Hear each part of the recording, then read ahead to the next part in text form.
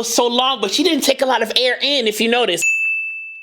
I am excited about this song, y'all. I love this song so much. Ever since the first time I've heard this song, I have loved it. And so I was so excited to see this happen on the Grammys, y'all. And I know y'all been waiting for this one too. This was requested quite a bit. So I wanted to make sure I got to this before too much time passed, because it's such a good song and just such a good moment, you know? And speaking of requests, if you want to have priority voting over some future videos for this channel, you should join the channel membership so you can have a say as it relates to the future of some of these videos on this channel. Hit that join button and let's do it. But anyway, let's get into what we came to talk about today, y'all. Whew, this is so good. I cannot wait to get in. Hello, Grammy. Ladies and gentlemen, I'm gonna tell you about one of the many men. Name is irrelevant, height is irrelevant. He was a 1 out of 10. I wish that I knew it then. I'm still recovering. I love how she uses speech-like sounds in her delivery. Ladies and gentlemen, I'm gonna tell you about. So it's kind of like a sung-song / recitative type of singing here. You can hear distinct pitches, but there's also speech-like pitches in her delivery. I love that. I love how theatrical this song is. Just how theatrical in content this song is. It's just such a genius song to me. And you can also hear some vocal fry moments. Ladies and gentlemen, I want to tell you about You can hear that creaky door sound, that vocal fry, vocal slack sound in some of the onsets of the verse here. Oh, truly unfarmable. I love a sentiment. Quickly I opened up. I learned my lesson then. Thought I would save again. Thought he was innocent. I was so wrong. I was so wrong. She really grinded through that diphthong of I was so wrong. That wrong shape was a little bit long too. But specifically on the N consonants, ladies and gentlemen, I'm gonna tell you about nun. When she has the N consonant, she really sings through that N sound within the given word. She gives the N sound a bit of duration. So you really hear the N when you hear these words that have the N sound in it. I was stuck in a daze, a terrible phase. You was convincing on, very believable. You was convincing on, very believable. Those are those speech-like sounds that I'm talking about. It's like speech-like pitches, those little throws, almost like a speech throw. She's literally narrating. Like this whole song is like a narration. Like she's literally telling a story. Storytelling, narrating, and I love how the song takes you through the story with the setting, the plot, the characters, the climax, the punchlines, you know, all those things. She's telling us the whole story in this 2, 3, 4 minute spot right here. I love how genius this song is. The role that you played, so I'll take this front row seat, and baby, you can go ahead, cry those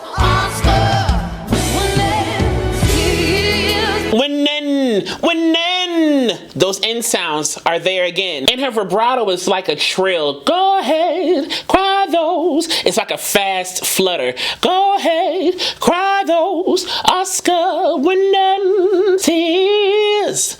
I like how she colors her vibrato on the song. It's very jazzy. Go ahead, cry those. It's like a trill. You hear like this. Go ahead. I almost see like a hummingbird flapping its wings. Go ahead, cry those Oscar. Kind of like that. The speed, but the beauty of the hummingbird's wings flapping super fast like that. Oh, I love it.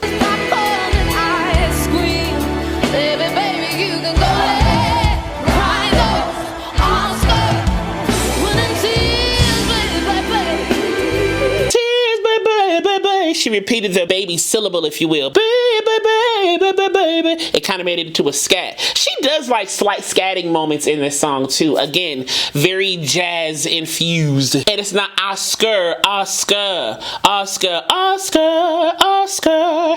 Everybody, background singers, her, they're all doing Oscar. And that may just be related to how she speaks normally, but even the background singers have that same shape. So it's intentional. It's that same shape that they're all doing. It's not Oscar, Oscar.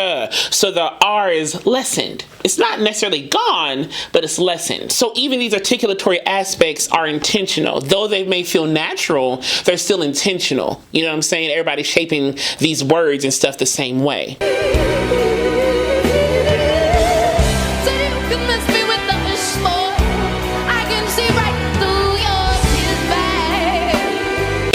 thought about when I watched her performance, and it kind of dawned on me that she has a different looking mic than the other singers did, the other performers did.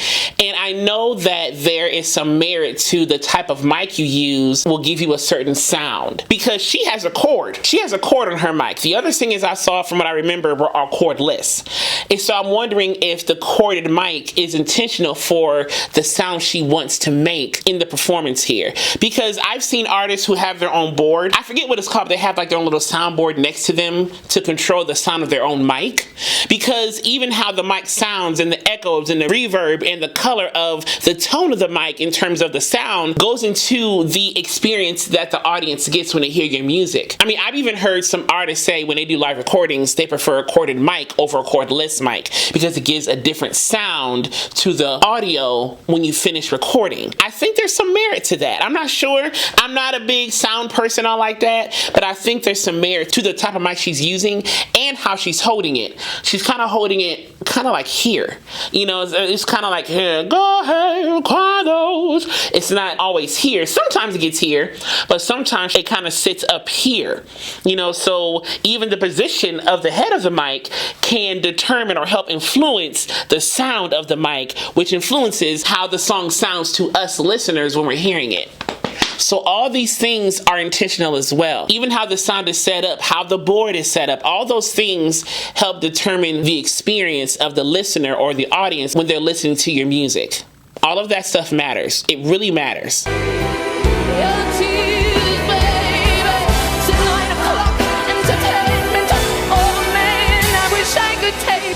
Sit down, no tissues, no string section, no tiny violin. No tiny violin. Another end sound that is elongated. I told y'all she does that a lot in this song. And even the word pacing is very speech-like in parts, especially like in this bridge. She's kind of pacing the words as if she's like, oh my gosh, go ahead. I don't want any violence. I don't want anything. Oh, you know, it's not necessarily on like a beat. Dun, dun, dun, dun, dun, dun. Though she is on beat because she's being musical in her delivery and her pacing is intentional, she's still pacing the words like she's really telling a story, like she's just talking on the mic. For the last time, I'm your audience. I'll take this front row seat. I'll take this front row seat. Those consonants were so present. They weren't hard, but they were present. I'll take this front row seat. Those T's especially. And you notice sometimes she keeps a pucker in her lips. Front row seat. Even the T's had a pucker in them. When she holds the mic here, sometimes she does a little pucker. And when she sings certain words, she keeps that more rounded pucker.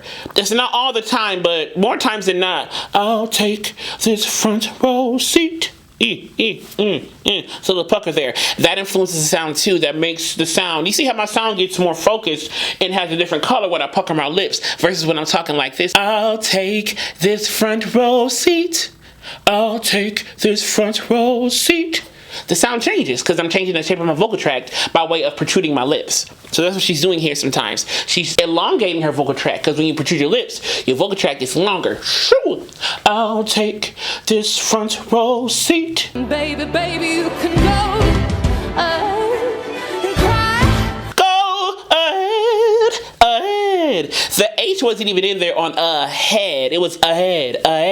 But she took the H out and replaced it with the yodel flip, the actual action of the vocal fold mass changing patterns. Ahead. It wasn't ahead. The H was really lessened or basically silent. Ahead. But because she did the yodel flip right there, it kind of gave the shape of the H because she did that flip with her vocal folds. Ahead. Instead of ahead. That's harder to do. That's what she did there. And cry. That cry had no diphthong. It was cry. Or the diphthong was just kind of delayed, if you will, or lessened. And cry with the vocal slide there. And cry. Okay? So before I start this clip again, I want you to watch her body on the big note that's coming up right here. It's a high breath. Those is a quick breath, but it's a high breath. She kind of keeps it higher in the body. And cry.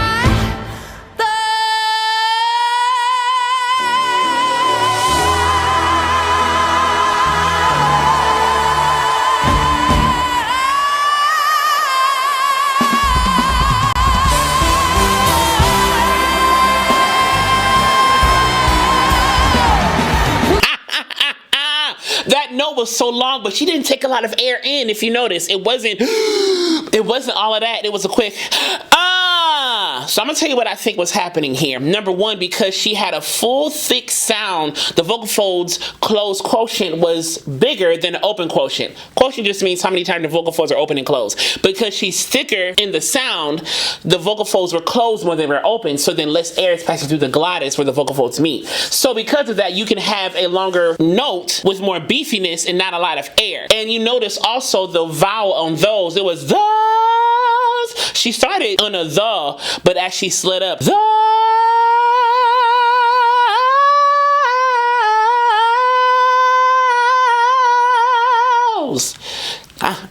It was wider. It wasn't those. She didn't keep it protruded around it like those usually is. The word those is. She didn't keep it that way. She said those in the vocal slide. Those.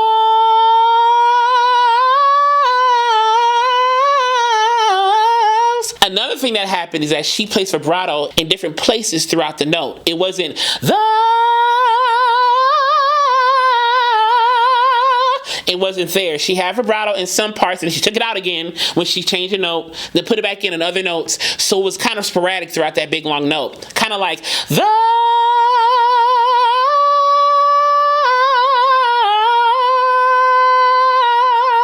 I don't have the lick quite right, but that's the concept that I'm trying to tell you, is that she placed vibrato in different spots. You can control your vibrato. You can take it in, take it out.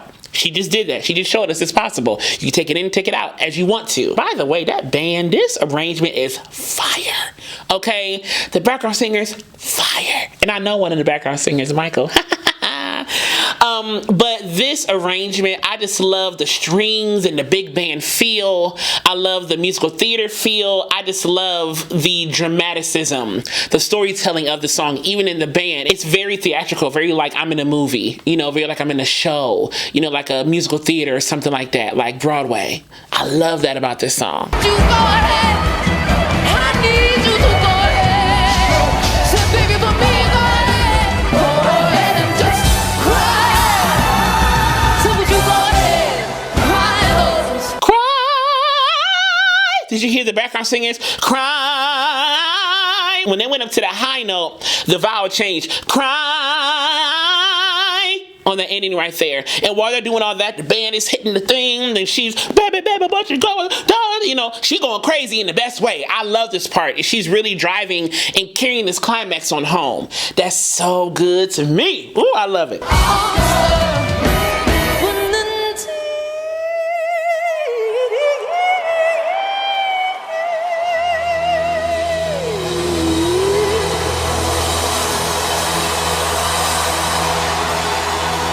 When in, some more of those N sounds. When in tease. Then she switched to that heady voice right there. When in tease.